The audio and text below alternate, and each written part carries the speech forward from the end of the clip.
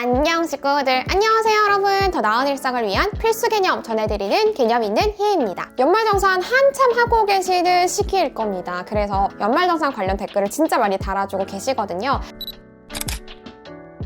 배우자가 근로소득이 있는 경우인데 이럴 때에도 배우자 공제가 가능합니까? 네, 가능합니다. 원래 기본공제 대상자의 소득 요건은 100만 원이에요. 연간 100만 원인데 이때 근로소득만 있다?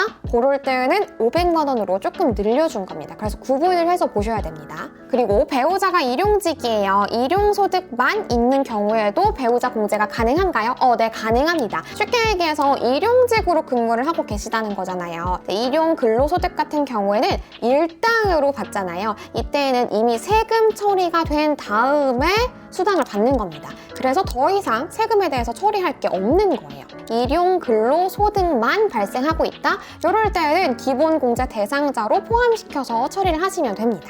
부모님이랑 따로 살고 있는데 이럴 때도 부모님을 부양가족으로 기본공제 처리를 할 수 있나요? 네, 할 수 있습니다. 원래는 거주까지 같이 하는 게 기본 요건이기는 한데요. 이 주거의 형편상 거주는 따로 하고 있지만 실질적으로 부양은 하고 있어요. 금전적으로 내가 다 도와드리고 있고 또 내가 형제가 있더라도 이 다른 형제가 이 해당 우리 부모님에 대해서 따로 기본공제, 공제 혜택을 받고 있지 않다? 그럴 때는 내 기준으로 기본공제 대상자로 해서 공제를 받으면 됩니다. 소득 요건은 근로소득만 있을 때는 500만 원, 그 외의 것들은 100만 원이고요. 그리고 나이 요건은 만 60세 이상이 되셨을 때 해당이 됩니다. 또 이런 사례도 있어요. 배우자의 연간 근로소득 금액이 500만 원을 초과를 했어요. 그렇다면 기본공제 대상에는 들어가지 않죠. 근데 해당 배우자가 사용한 카드 대금을 남편, 배우자가 결제를 해주면 그 돈에 대해서 소득공제 혜택을 받을 수 있는가? 안 됩니다. 결제를 누가 했는가는 상관이 없어요. 그 카드가 누구 앞으로, 누구 명의로 되어 있는가가 포인트입니다. 그래서 만약에 아내 앞으로 되어 있는 카드다?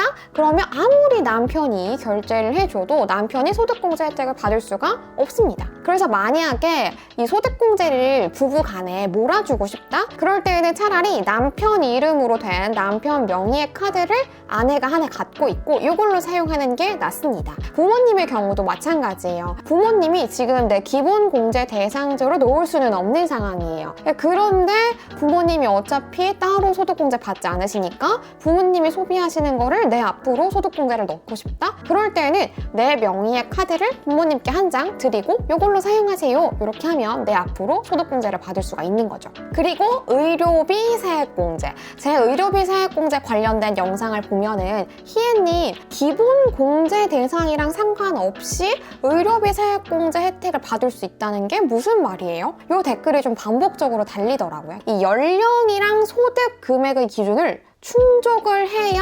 기본공제 대상이 되잖아요. 부모님 기준으로는 근로소득은 연간 500만 원 이하이셔야 되고 나이로는 60세 이상이셔야 되잖아요. 이게 충족이 안 되면 기본공제 대상자는 될 수 없어요. 그런데 기본공제 대상자에는 해당이 되지 않지만 생계를 같이 하는 가족인 경우에는 의료비 세액공제는 혜택을 받을 수 있다는 거예요. 그리고 부양가족을 위해서 간병비를 지출하고 계시는 분들도 꽤 계신 것 같아요. 간병인에 대해서 지출한 돈에 대해서는 우리가 의료비 세액공제 공제를 받을 수 있는 적용 대상이 되지 않습니다. 요거는 따로 넣지 않으시는 게 맞아요. 그리고 마지막으로 이제 신용카드 등 지출 금액에 대해서 공제율을 알려달라고 하시는 분들이 꽤 있었습니다. 이게 아마도 20년도에는 코로나가 처음 일어난 해이다 보니까 특별 소득 공제율을 조금 더 올려줘가지고 막 80%까지 공제를 해줬단 말이에요. 그거랑 헷갈리셔서 그러신 것 같은데 정리를 한번 하겠습니다. 22년도 1월 혹은 2월에 연말정산을 하시는 건 21년도 귀속에 대한 연말정산이잖아요. 이 연말정산의 공제율은요. 신용카드는 15%, 체크카드와 현금 영수증은 30%, 도서 공연 등의 사용분에 대해서는 30%, 전통시장이랑 대중교통은 40%, 그리고 소비 증가분은 10%입니다. 소비 증가분에 대한 내용은 제가 이전에 따로 영상을 22년도 연말정산부터 달라지는 점이라고 해서 만들어 두었죠. 20년도에 비해서 21년도에 돈을 더 많이 썼으면 그 더 많이 쓴 거에 대해서 10%의 소득공제를 더 해준다라는 내용 골자의 그런 개정사항이었죠. 따로 영상 만들어 두었으니까 확인을 해주세요.